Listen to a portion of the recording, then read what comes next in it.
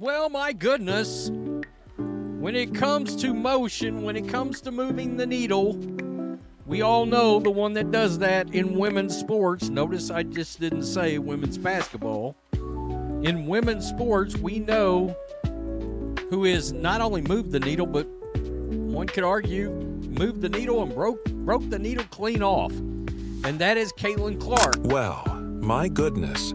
When it comes to creating motion, when it comes to shifting the needle, we all know the one who truly does that in women's sports. Notice, I didn't just say women's basketball. In women's sports overall, we know who's not only moved the needle, but arguably broke the needle clean off. Caitlin Clark. Let's get to Luka Doncic, all right? Who, of course, plays for the Lakers now after having been traded from the Dallas Mavericks. And my goodness, he was asked about his favorite women's basketball player. This is hilarious. When it comes to running the show in women's basketball, there's one name that leaves everyone else behind: Caitlin Clark. She hasn't just made an impact. She's completely redefined what it means to be a game changer. Whether it's smashing attendance records, outselling the entire league in jersey sales, or dominating national television, Caitlin isn't just moving the needle, she's torn the entire gauge apart. Now, let's get to Luka Doncic. Who's your favorite women's basketball player? Caitlin Clark. Really? Yeah. You know, like Paige Bueckers? Well, she's okay. I didn't see her playing in the women's NBA, so. She just got drafted. #1. Dallas. Of course, he now plays for the Lakers after being traded from the Dallas Mavericks. And my goodness, he was asked about his favorite women's basketball player. This is hilarious. Believe it or not, there are still people out there who just don't get it. Enter Luka Doncic, who recently gave one of the most refreshingly honest takes in recent memory. Hilarious. Who's your favorite women's basketball player? Caitlin Clark. You don't like Paige Bueckers? Quote, shrugs. She's okay. Haven't seen her play in the WNBA, so okay. I mean, he's not wrong. He's not wrong. Petty as F. It is, and it's great. When asked about women's basketball, he didn't hesitate or offer a politically safe answer. Nope. Luka went all in. He immediately named Caitlin Clark as his favorite player. And of course, the collateral part of that is he used to play in Dallas, which is where Paige Bueckers plays now. And by the way, last I checked, her rookie game, debut game, still was not sold out as of yet, which tells you the impact or lack thereof. I mean, let's just be real. And let's just say, he didn't exactly roll out the red carpet for Paige Bueckers. While Paige might turn out to be a great player in the WNBA, the media is already trying to sell her as the next big thing before she's even played a game. WNBA GMs have actually been talking about Paige, and thank God, like, just because you're seeing mad stuff, genuinely, you're going to be seeing mad stuff from the media, does not mean that the WNBA GMs are not being a little bit more honest with what they've said. If you're Team Caitlin, type CC all the way down in the comments below. Let's go. Who's your favorite women's basketball player? Caitlin Clark. Really? You don't like Paige Bueckers? She's okay. I haven't seen her play in the WNBA. Luka's reaction. Absolutely savage. He didn't even blink before naming Clark. And when a reporter tried to steer the conversation toward Bueckers, Luka just gave a casual shrug. As one general manager put it, I think she can impact the league immediately. She can be dangerous right away, which is true. Which is very, very true.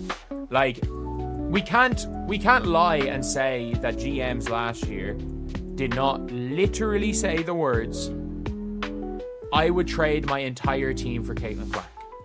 Like, we can talk about that. Like, this, they did say it. She's okay, he muttered, casually revealing he hadn't even watched Paige yet. because there's nothing to watch. Who's your favorite women's basketball player? Caitlin Clark. You don't like Paige Bueckers? Shrugs. She's okay, haven't. I think it makes her special. She can fill a gap. She can fill whatever gap. And that's true. And that's the one thing with Paige, is Paige will always fit in, whereas Caitlin Clark was the system. Like, I don't know, like, how great Caitlin Clark would have been if you put her on, I don't know, if she's good enough that if you put her on every team, she would have been insanely good. But, like, Caitlin Clark fits out. She is the system. And I can guarantee you that Caitlin Clark's system is going to win a ring very soon. Seen her play in the WNBA. He's not wrong. It's petty, and it's amazing. That's the punchline the legacy media can't stand. While some outlets are desperate to manufacture a rivalry, Luka's take exposed what real basketball fans already know. Caitlin Clark is the moment. Paige is still waiting for hers.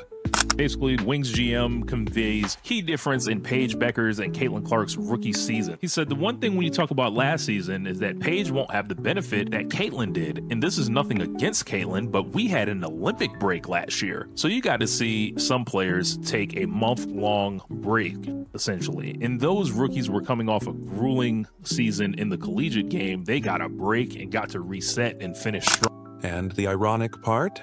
Luka used to play in Dallas, where Paige now plays. And last I checked, Paige's rookie debut still wasn't sold out, which says a lot about the impact or the lack thereof. The whole exchange with Luka was hilarious.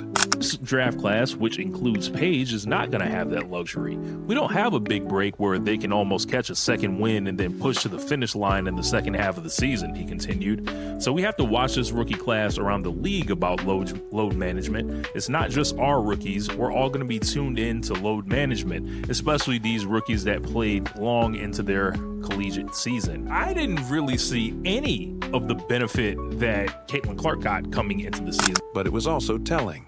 He didn't need to diss anyone. He simply wasn't buying the media hype. Luka knows what elite talent looks like. And when he sees Clark, he sees a superstar rewriting history. When he hears about Paige, it's like someone hyping up a trailer. For a movie that hasn't even come out yet, WNBA GMs have been talking about Paige too. Thank goodness, because just because you see the media hyping someone up doesn't mean the actual decision makers are fooled. We want to see Caitlin Clark, and we want to see Paige Bueckers. Caitlin scored more points per game, but Paige was more efficient. Paige Bueckers has had one of the best careers in the history of women's college basketball. On paper, you could make the case that Paige Bueckers has better college career than Caitlin Clark. But this is the world of television, where you're not judged based on your accomplishments. You're not judged based on your stats. You're judged based on your drawing power. And looking at these ratings for the women's tournament, it is abundantly clear Paige Bueckers might be a star, but she's not a... It's not personal. It's business. Caitlin has delivered under pressure, shattered records, and carried a franchise. Paige, for now, has posters. And even among coaches and analysts who truly understand the game, consensus is shifting. Paige still gets plenty of media love, but few expect her to take the league by storm like Caitlin already has. She hasn't proven herself in the fire yet. And in a league as tough as the WNBA, potential means nothing until it's proven on the court. These two were the topic of conversation. Who's the better player? She's not nearly the player that Caitlin Clark is. You know, she's been really disappointing this whole tournament. We're not creating this rivalry. We're not saying they hate each other, but they are two of the best in the game, right? As one general manager put it, I think she can impact the league immediately. She can be dangerous right away. Which is true. But let's not forget. Last year, GMs literally said they would trade their entire teams for Caitlin Clark. Luka's casual shrug wasn't just funny, it was a wake-up call. Paige may be hyped, but Clark is historic. She's already changing how women's basketball is watched, talked about, and, most importantly, how it's monetized. Luka's indifference toward Paige wasn't shade. It was just facts. Paige will always fit in. Caitlin Clark? She is the system. If the impact was what we were supposed to, what we're led to believe, two things would have happened there. All right. Her debut game would have been moved to the American Airlines Arena. It hasn't been. By the way, her game against Caitlin Clark has been moved there to where the Mavericks play. And it would have been sold out at record speed. Neither one of those things have happened. No matter where you place her, she dominates. And I can guarantee you, Caitlin's system will win a championship very soon. Meanwhile, while Luka was cutting through the noise, some around the WNBA were trying to rewrite the narrative. Case in point, Kurt Miller, GM of the Dallas Wings, awkwardly suggested Paige would have a harder rookie season than Caitlin because Caitlin had the advantage of an Olympic break. Let's break that down because it's laughable. Wings, GM tried to say, keep that in mind, all right, as people tries to tell you who the equals are running around in this league. Nah, I don't see. Not only do I not think Paige is going to move the needle, I don't think she's going to flutter it. I don't think it's going to vibrate slightly. I don't. Last season, Caitlin had an Olympic break so players could reset and finish strong. Paige won't have that. But Caitlin Clark didn't stroll into the WNBA refreshed. She came off one of the most grueling NCAA seasons ever, under the highest media pressure ever. And within 2 weeks, she was already at WNBA training camp with the Fever. Basically, we know Natalie Esquire, a serial hater when it comes to the Caitlin Clark fan base. She's pretty much a driving force behind a lot of the drama that take place in the media. You have other people like Sabria Whitaker.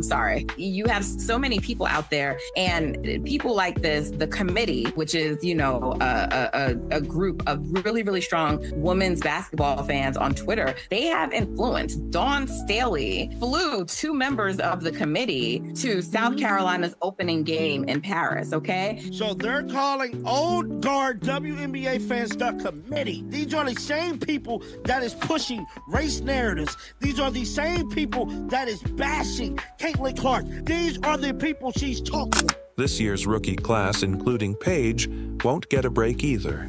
But please, let's not act like Caitlin had it easy. There was no rest, no slow onboarding, no Olympic pause. Just exhaustion, relentless media scrutiny, and a mountain of expectations. Caitlin was tossed into the fire, asked to save a franchise and a league, and she delivered. She led the league in assists, broke 62 records, filled arenas. Hate in Natalie Esquire heart is so strong, LOL. She said this in 4 different ways for absolutely no reason. NBC, at Indiana Fever. We don't want her covering America's team. Natalie Esquire said only one is super problematic, emo, in my experience, and based on listening to what has been said and reported on all year, it's a common theme. I only get harassed to endure racism, receive threatening emails, DMs from one fan base. So yes, it's made WNBA tickets the hottest in sports. So please spare us the excuses. Yes, Paige Bueckers had a phenomenal college career. On paper, you could even argue it's comparable, maybe even better in some ways, than Caitlin's. But in the world of TV and pro sports, it's not just about what you do, it's about how many people you can bring with you.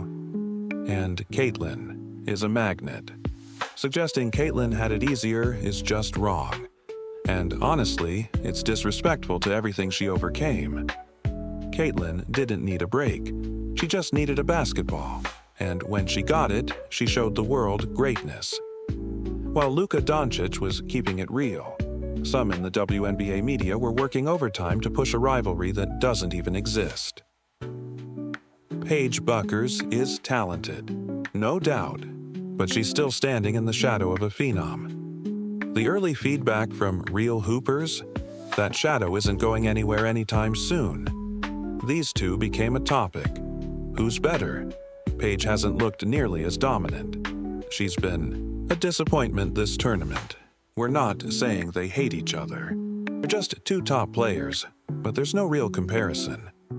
Already, there's a quiet effort to lower expectations for Paige, just in case she doesn't match what Caitlin did. But again, there was never a fair comparison to begin. with, Caitlin Clark already owns her spot as the face of the WNBA. She brought new fans, filled arenas, and shattered TV ratings. Paige was a college standout. In the pros, she's still just a name, untested and unproven. When she finally steps onto the court, the only thing that'll matter is her play, not media stories or carefully built narratives. If Paige's buzz was as big as claimed, two things would have already happened. Her debut game would have been moved to the American Airlines Arena. It would have sold out instantly. Neither happened. There won't be an Olympic break. No soft landing. No built-in excuses. In the pros, you either deliver or you fade away.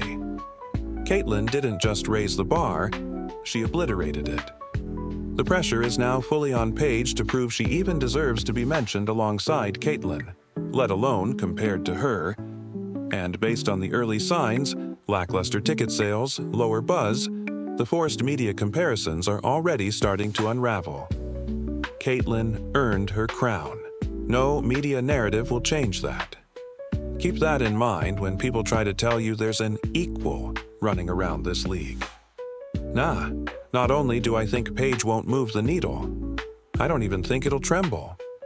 While Caitlin's been busy transforming the sport on the court, a different storm has been brewing off of it. Behind the scenes, a divide has grown. The legacy media voices that used to dominate WNBA coverage are losing influence. Instead of celebrating Caitlin's impact, many chose to discredit her, attack her fans, and create unnecessary drama. Take Natalie Esquire, a serial Caitlin Clark hater. She's been a major player in the media drama around Caitlin's rise. You too have others too, like Sabria Whitaker. Groups like The Committee, hardcore WNBA fans on Twitter, have real influence now. Dawn Staley even flew two members of The Committee to South Carolina's opening game in Paris.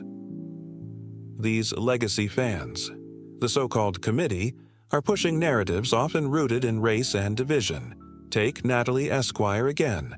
Instead of championing Caitlin's achievements, she's focused on attacking her fan base, suggesting they're toxic, when really it's about control. The old gatekeepers of WNBA media don't like that Caitlin didn't need them to succeed. She brought in millions of new fans on her own, fans they didn't control, fans that ignored their old storylines and fell in love with basketball again because of Caitlin. And here's the truth. They won't say out loud. Caitlin Clark doesn't just represent a shift in women's basketball. She represents a shift in power.